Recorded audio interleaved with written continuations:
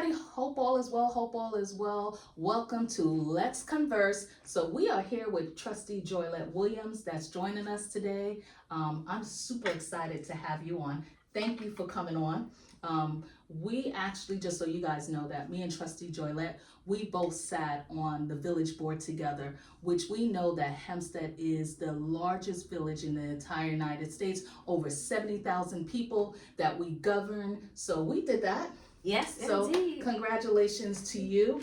And she's here today, and we're going to just be having a conversation because she's actually running for Hempstead School Board election, which is going to be coming up. And as you guys know, I am so passionate when it comes to children because one, I own a daycare center, so I pour into the children from a younger age, starting from 2.5 all the way up until about 5 years old. And then we have an amazing summer program. But this is not about me. This is about Trustee Joyett. And I just want to tell you thank you for coming on the show. And today, can you just tell us a little bit about yourself? Because you can probably tell us more about you than I can actually start saying about you. And it's all good things. So tell us about yourself. So again, thank you for having me on. It's really a privilege to be here. You have a fantastic studio set up, and I wish you a whole lot of success with this program, this new endeavor that you have. Thank you so much. So Trustee Joyett, I thank you again for coming on the show. So I have a couple of questions for you. I know that you're actually running back for a re-election, that we do know. So I normally like to start from the beginning so people could kind of get an understanding of how the school board works. So first of all, how many board members sit at the school board?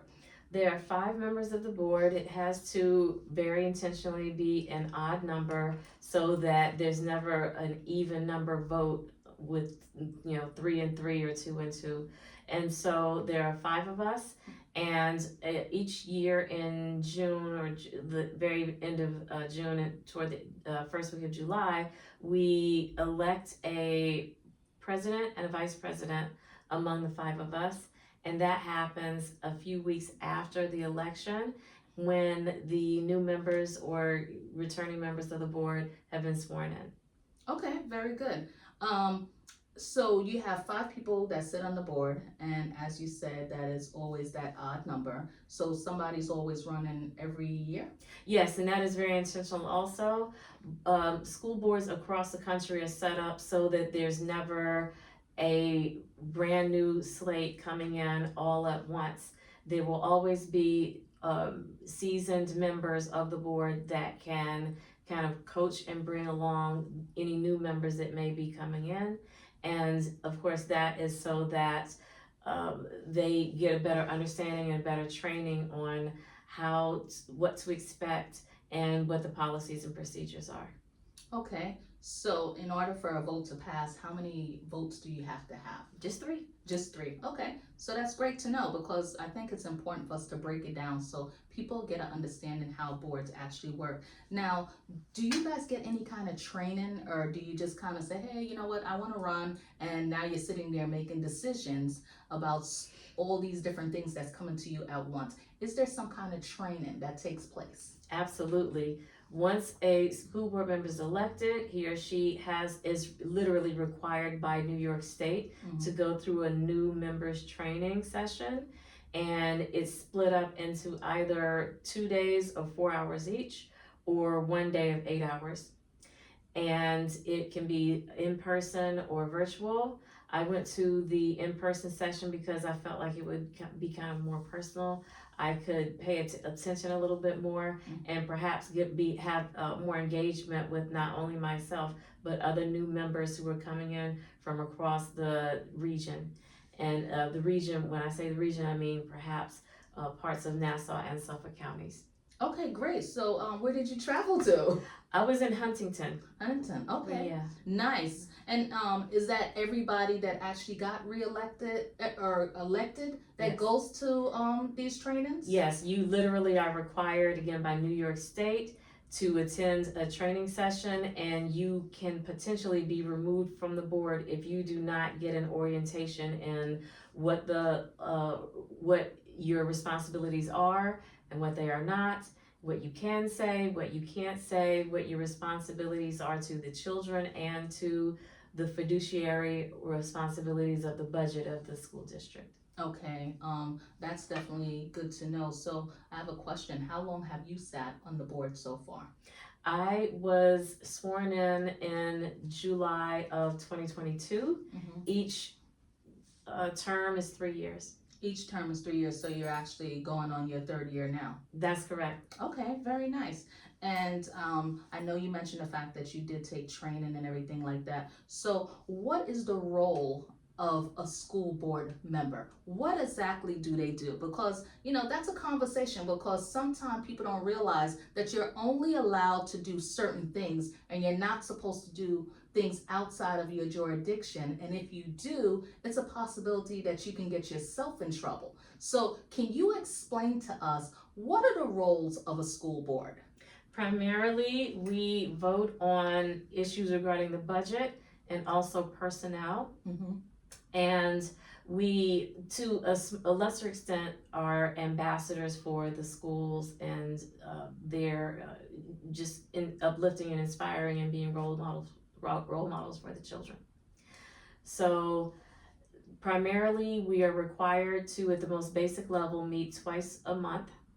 And we vote on any programs that are coming into the district. We vote on any issues or problems that have arisen between members of the staff or teaching faculty and the administrators. And also we vote on the programs, not just the programs, but the budget regarding any capital projects, any renovations that need to happen, how and when and where those will happen. And we always just keep we're supposed to always just keep our eye on what is for the best for the children. Okay. Make sure there's no waste and no overspending of resources, because the goal is that our students have equitable access to all of the resources that everywhere else in the district or in the region of Nassau and Suffolk counties would have. Okay, that's definitely good to understand how the role takes place, because sometimes you find yourself people saying, well, how come you didn't do such and such? And you're not really that person that is able to do that particular thing. So I guess my next question is that, which is going to lead up to the fact of the decision making behind you. When you're making a decision, what are some of the things you think of first? Because I know sitting at a board level, they give us the paper and here we're reading through different things, and it's a thought process between every single vote that you make, every decision that you make. You really have to take certain things into consideration. So I like to know, working at a school board level now with the children and the family and the different amazing teachers and administrative, what is the thought process when you make a decision before you say yes or no? Well, it has changed since my first year on the board. My first year, I just kind of jumped in with both feet, and I didn't think about and consider many of the relationships that the administrators have with the faculty, with the teaching, with the other entities that are responsible for the well-being of the students, such as the building and grounds and custodial staff and the office staff. All have to be taken into consideration. And also, I began to look at and think about whether or not there are ulterior motives to a proposal that has come before us or not. And so at first I was kind of thinking about, on the surface, why a certain board member or colleague would make a decision the way he or she would. And then I began to know and to understand and to think about, well, I can see why that person would feel so passionately about either this person or that person getting a certain position or whatever. To answer your question further, and I didn't mention this before, but I am an educator myself. I am a professor of English at Nassau Community College. And so I have not only studied curriculum and teaching, but it is part of my practice and has been for my entire career. And so I think about especially those curricular decisions that we have to make and what the data says about how a certain decision will go one way or the other and how that will affect the trajectory of the education that the students receive. Okay, thank you for that honesty. That's important because, if we really think about, the decisions we make, it make it so much easier in making them because there's a lot that's involved when making decision, as we know, and not every decision everybody's going to be happy with, but the end results is, I always say to myself, can I sleep with the decision that I made? Was I doing what the people elected me to do? Was I making a decision based on me being selfish because I saw something that I wanted versus what the community wanted? And in your case, I know that's the same thing that you have to face every single day when it comes to the decision of the children and then community and the entire school board. So, to me, that question is important because people always say when you're, well, what were they thinking when they made that decision? So now we have an idea of what is it that, trustee Dr. Joyett Williams think about when she makes a decision on behalf of everybody that elected you, because it's an elected position. Well, the first thing I think about is how any decision we'll make or any move that we make within any of the buildings that of the district are going to affect the students and what is to their betterment. So, I think you already pretty much touched on the idea that this is very much an act of service, and it can't be for you can't think about or want to become part of the school board for some level of power and prestige. There is no power and prestige to the position. Right. And if your heart is not in the right place and you don't think ultimately about what is going to make the educational experience the best that it can be for the children, then there's very literally no other reason to do this position or to want to be in a position where you're literally have the decisions that you make affect generations of people and their families. Right. I totally understand what you're saying. So let me ask you this. How many schools are in the Hempstead School District? There are 4 elementary schools, a middle school, and a high school. Okay. So total, that would be? Oh, I'm sorry. And elementary schools plus a preschool. So there are 6. 6. Okay, 6. Very good. And how many students do you guys got? Oh boy, so that is a very loaded Just question. Give me a round off. Just give us a round off number, because if it's over 70,000 people in a community and not all of them are adults, then I'm pretty sure that the Hempstead School District have a lot of students. So how many students do you govern right now?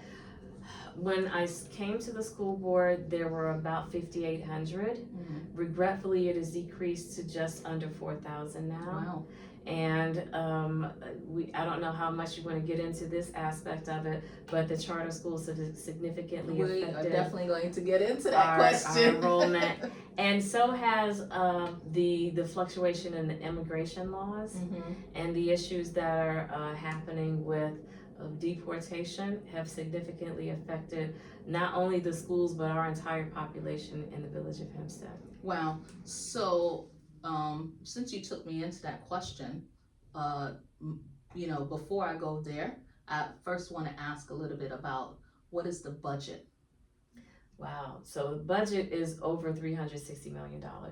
It increases every year. The budget is mandated by New York State, the State Department of Education, and also the chancellors of the State University of New York system.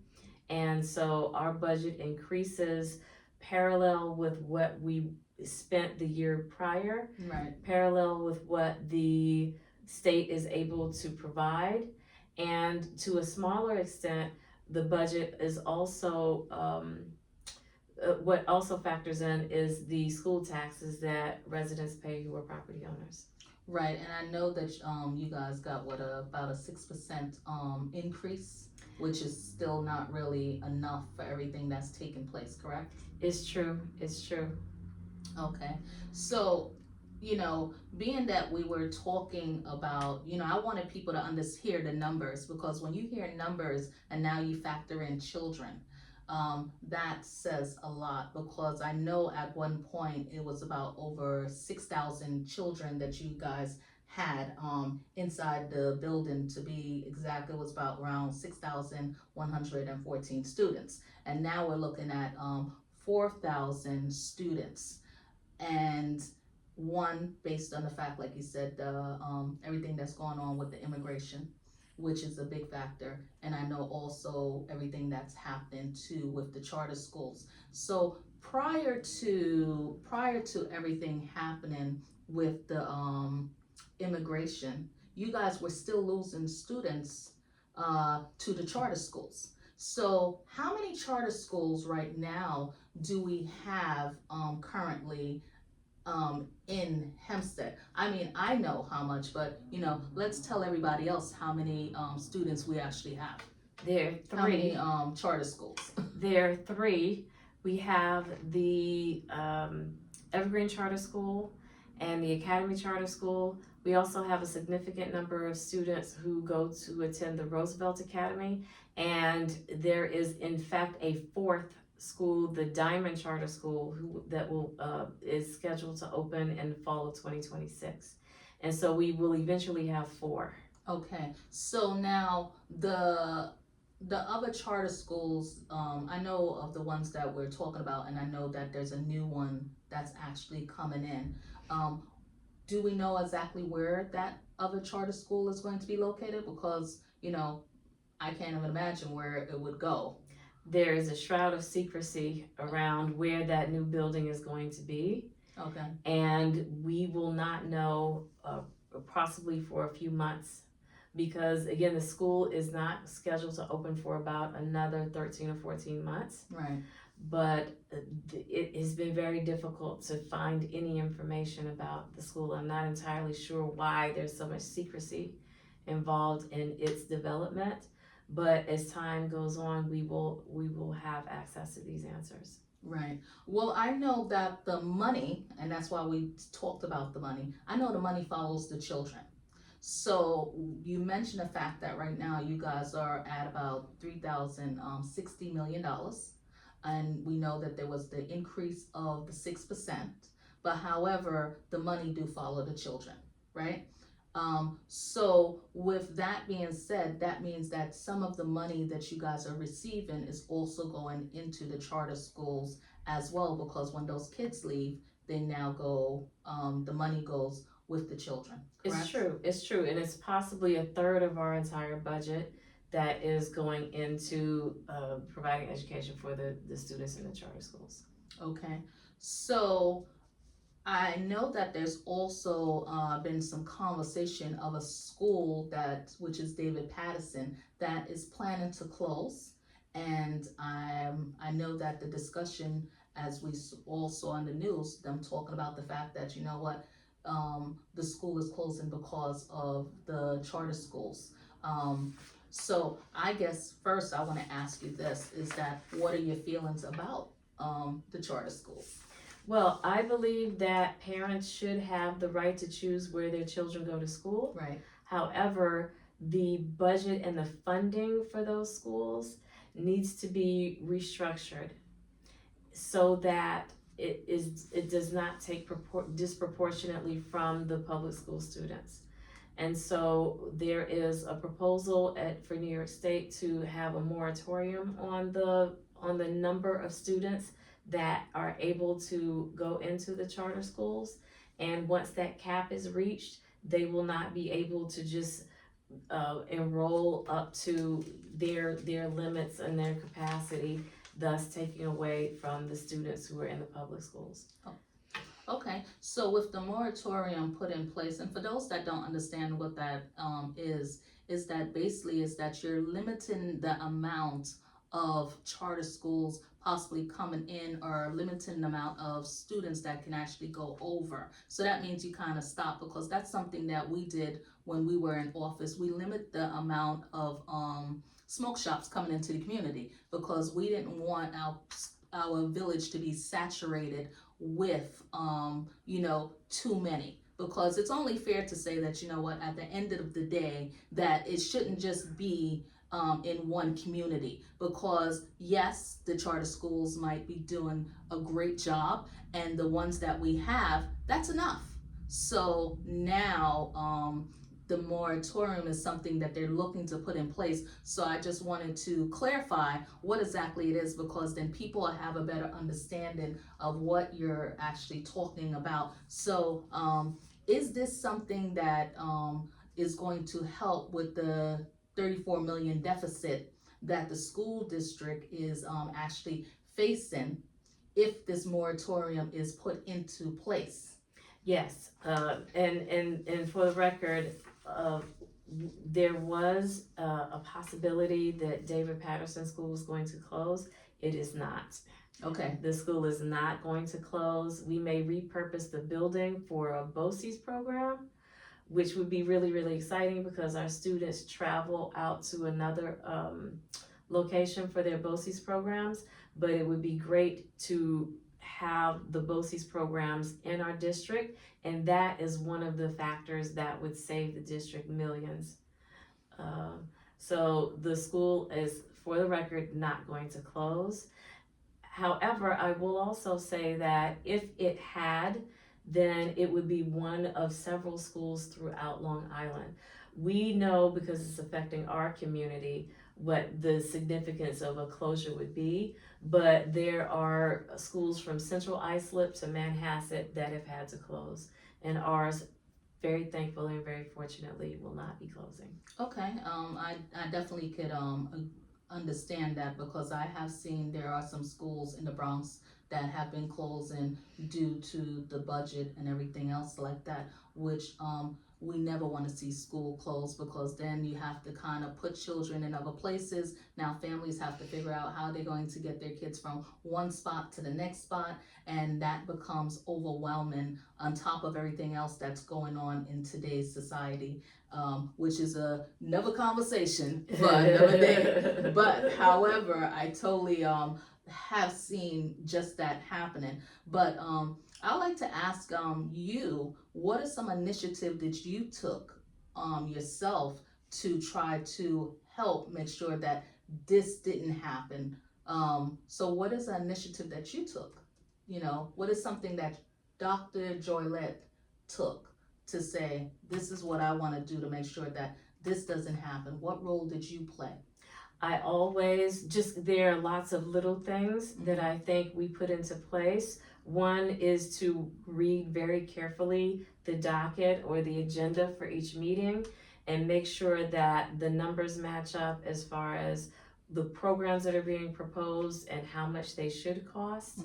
And then to ask questions, always inquire about how the money is being spent in the district. So I have not held a leadership position as yet, either president or vice president. They may possibly change if I'm reelected. However, the initiatives that I have taken were just to really, really orient myself to what we need in the district, how successful programs need to continue to thrive, and how unsuccessful programs need to be revised and improved on. Right. So there are some signature programs that I take a lot of pride on, that I was one of the many votes that were responsible for maintaining, such as the Empire program. And there are some initiatives that I would like to see our district take under, which would be a possibly barber and cosmetologist program. There is a discussion about a mechanics program taking over. And also our students are very, very interested in entrepreneurship. We have initiated programs with organizations that come in and teach our students these programs, We have a very strong My Brother's Keeper program. Right. And that inspires the young men. We are not leaving the young ladies out. My Sister's Keeper is on its way. It's still in development, but we did not leave our young ladies out. Of course, we have Boy Scouts and Girl Scouts. We also have a very strong debate team at the junior high level, at the middle school. And the students are learning and really, really doing some phenomenal things with that program as well. Learning their voice, speaking up, thinking about how to evaluate an issue, research an issue, and consider multiple aspects of the issue as they prepare for debates. And that is in addition to all the amazing athletic programs we have. Our students win their athletic competitions at a fantastic rate, and we're very proud. So as far as initiatives, I don't think that it has been the situation that I, as a lone board member, needed to actually initiate a program or a process. It's not necessarily the same thing as a local or state or federal government where legislation can be proposed. It's more of a relationship with the state and whether or not we're maintaining standards, whether or not the students are learning through their testing, through their holistic a holistic curriculum that kind of develops them what we call the whole child. Right. So another major element that has been necessary is a quality mental health program. We have initiated, and these have been in the room, in the news also, whole rooms where students can just kind of regroup, recalibrate after something has possibly gone on in the classroom or another area of the building, and they can come and kind of get some peace before they go back into the learning environment so they can focus a little bit better. Well, I think those are some very good initiatives, and what I like the fact that you pointed out is that there's no I in team. And even though that people always assume that you can just kind of do things by yourself, it still takes an entire vote, and it's better to work together than separate. And I like the fact that you mentioned that there is no I in team, even when asked the question, what is something that you did? Because regardless of you doing it or putting an initiative, it still takes the entire board to get it done, right? Because you just can't go off on yourself doing anything. So there is no I in team. And I think that's very good that you mentioned that you included everybody that you're on the board with. It's about working together. That's what it is. The only way to govern is to govern together, not separate. And even though sometime I know that you might seem like you don't necessarily agree with each other, doesn't necessarily mean that you don't like each other. A disagreement on a board doesn't mean that you don't like the person that you're sitting next to or you're with. Because at the end of the day, everybody there is elected and they have a job to do. So thank you for sharing that information. I have another couple of questions for you. This particular question that I wanted to ask you about is that I know recently, because when you talk about the budget, and it goes back again to that $360 million. And when we talk about the $360 million, the question that is often, a discussion amongst the people that elect you is that you're paying 2 superintendents and you're also paying a monitor for the schools. So, it's a conversation. And I want to find out, what is your take on the fact that you guys are paying 2 superintendents and your person that is appointed?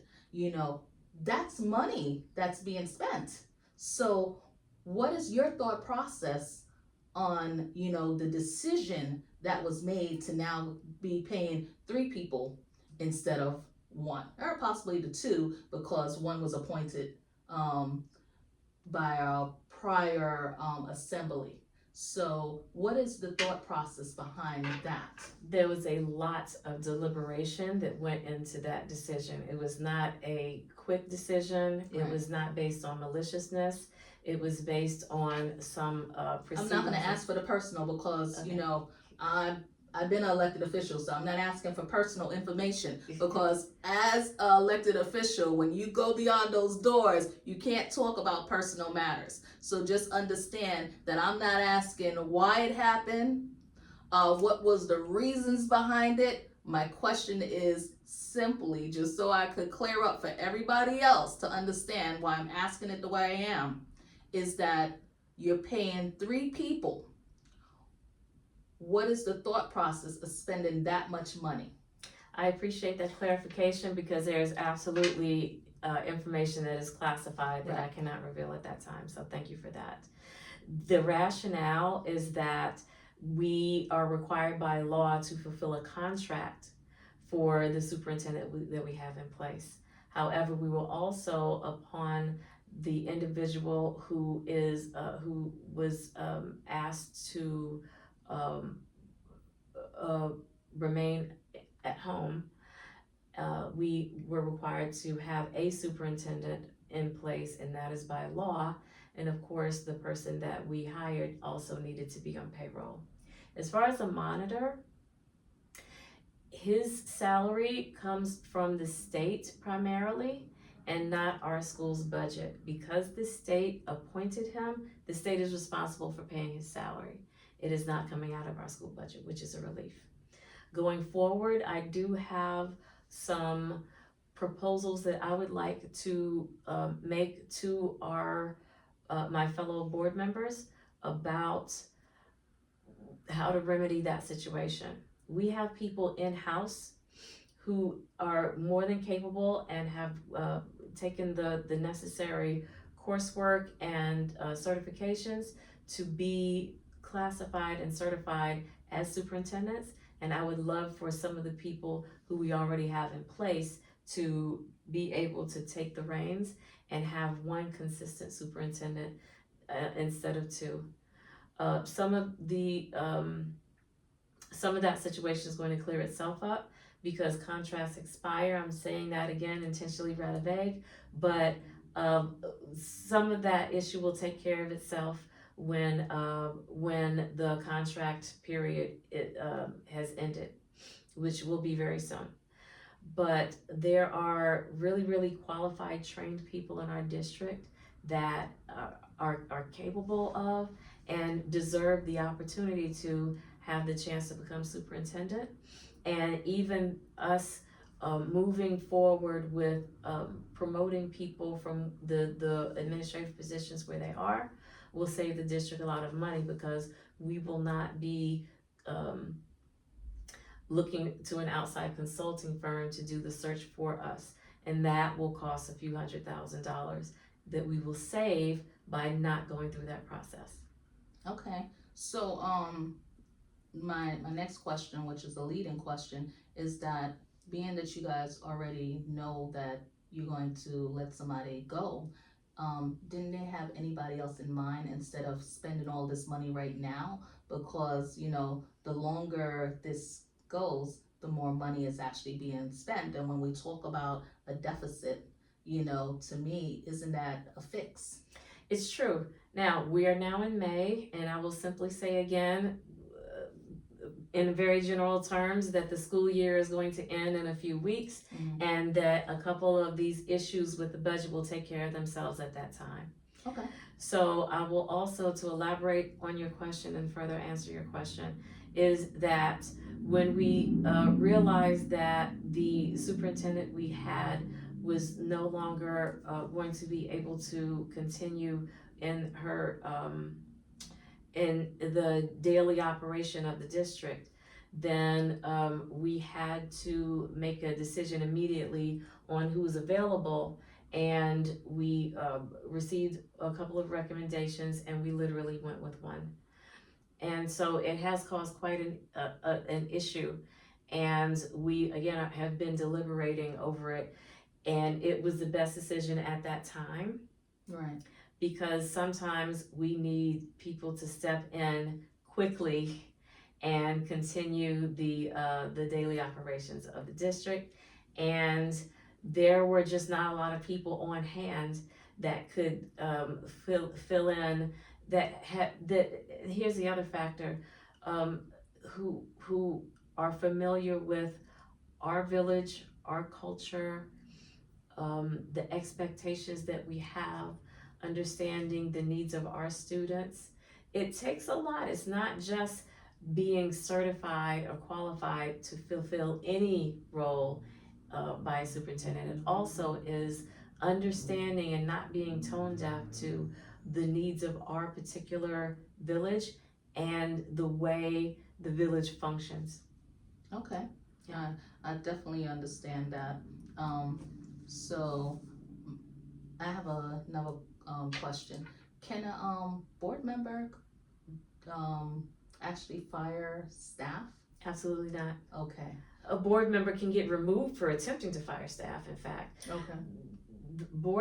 School board members are never responsible for hiring and firing of anyone except for the superintendent and the district treasurer. All other personnel decisions are made with the superintendent and the cabinet of assistant superintendents.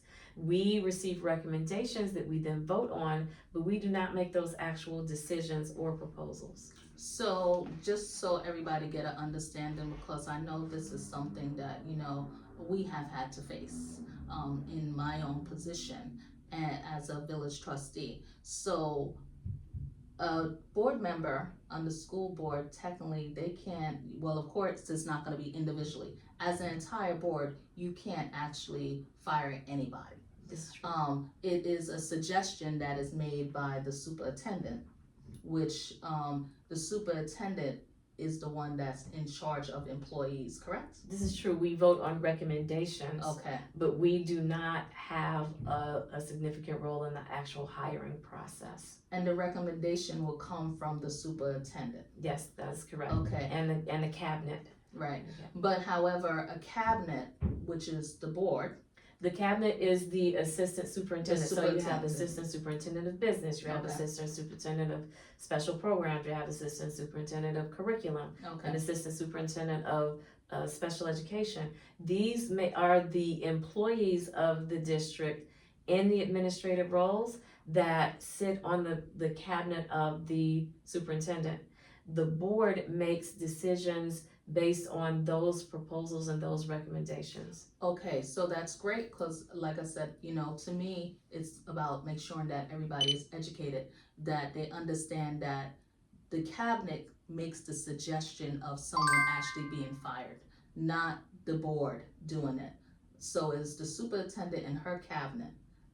If something is going on, a board can talk to the superintendent or the cabinet to say, hey, this is happening, and can you look into it, to then determine the decision. So it's the communication between the superintendent, the cabinet, and the board. Yes, correct? yes, we are community advocates. We have on the top of our minds what is best for the students and for the children.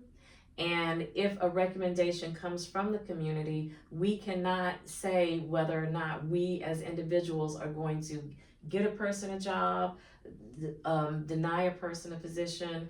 That is not the proper process. When community members, as they often do and as they have a right to do, come to us and share with us that there are situations going on that that are cause for concern, the proper procedure is for us to notify the superintendent or for the individual to notify the administrative office and share what the information is. Okay, and that's taking the chain of command, which is important, especially when you're an elected official. You have to take your chain of command in order to get stuff done. Thank you for that clarity. So last but not least, I know that you are running back for a re-election, and just so you know, being transparent, that I invite everybody to come on Let's Converse, because it is definitely a conversation. If you are running, you are any political, any community advocate, I'm not supporting anybody, but it's a way to let people know what's going on and to educate, to see if we can make a right decision on who we want to be in the position, and if they're doing right by the people in whatever community that you're in. So this is just an opportunity to hear, do you understand the position that you're about to go into? Because it's a conversation. So can you tell us why everyone should reelect you, and what's your platform? Well, I have to tell you, being entirely transparent, there is yet another election in November at the county level that I will be engaged in. And my original plan for 2025 was to focus fully on that election coming up in 6 or 7 months. However, I had fully decided that I was going to give someone else the opportunity and give up my seat. And when I made that announcement, people from every corner of this village asked if I could please run again. One of the reasons, of course, is that I do work in the field of education, so I'm very knowledgeable about what the students need and what the resources are. And also my research is in the field of education. And so I kind of look at on a broader scale to what those issues are that affect our students and our district. These are the reasons why I should be reelected, because I'm knowledgeable, because our district is facing very, very controversial and concerning challenges right now, from immigration to the idea of the issues that are brought forth with the charter schools, to the budgetary concerns, to the quality of education that the children receive, their reading scores, their math scores, the quality of their writing, are all issues that deeply concern me. And if I feel like I can make a difference, then it is my honor and my pleasure to do so, especially at the request of so many people who asked me if I would run. I am here to serve.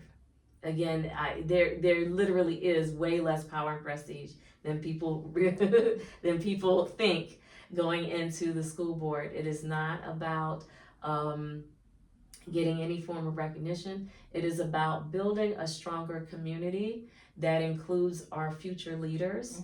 And I know that's kind of a cliche thing to say, but it really is the truth. It really is the truth. It really is true.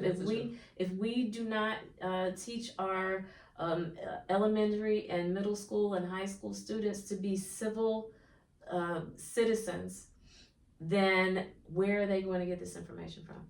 If we don't provide safe spaces for them, then they may or may not have any safe spaces to go to. And the rewarding part for me is when the students walk across that stage with their diplomas in hand, and then they show up in my classroom in the fall. Wow. Like three months later. And they say, weren't you were at my graduation, right? And I was like, and sometimes I'm like, yeah, of course I was. Yeah, that's right. And, just to see that growth in that process, even when I meet the second graders and then I see them again in 5th grade, Wow. throughout the time that they've been growing and changing and developing, it's very rewarding to me. And knowing that I had some part in that, hopefully a positive influence on the quality of their education, but also the resources that their families receive. I didn't talk about that. We also have a family resource center. There are amazing opportunities and resources in our district. And this is one thing that I would like to do going forward if reelected, make those resources known to the public more. Again, we have a family resource center. Please come and use those resources. And they're available to you and for you. And these are these programs need more acknowledgement, and we need to continue to support our children in these endeavors and their endeavors. Well, Trustee Dr. Joyett, I would like to take this opportunity to thank you so much for coming on the show. So as you guys heard for yourself, when is the election? May 20th. May 20th, and I also know there's a debate coming up. When is the debate? May 6th, Kennedy Park, 6 p.m. So you guys want to make sure that you guys show up and hear for yourself what is happening. It was definitely a conversation, and we just had it. So you guys have a good day, and thank you again for tuning in. Thank you so much for having me. You're welcome.